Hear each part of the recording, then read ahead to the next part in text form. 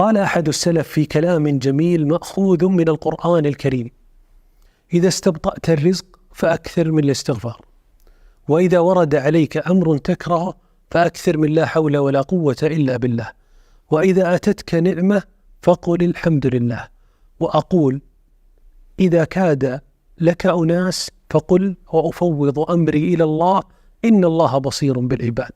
وإذا وقعت في كرب فقل لا إله إلا أنت سبحانك إني كنت من الظالمين، وإذا خفت أحدا فقل حسبنا الله ونعم الوكيل،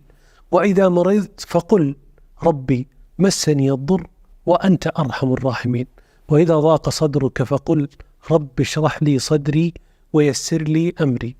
وإذا أردت السعادة في الدارين فقل ربنا آتنا في الدنيا حسنة وفي الآخرة حسنة وقنا عذاب النار، وإذا أذنبت فقل رب اغفر وارحم وأنت خير الراحمين. وهكذا كل ما تقع فيه من ضيق ستجد المخرج في كتاب الله. لذلك من تعلق قلبه بهذا القرآن العظيم وجد سعادة لا يعلمها إلا الله. فاللهم علق قلوبنا بكتابك واجعلنا من أهل القرآن الذين هم أهلك وخاصتك.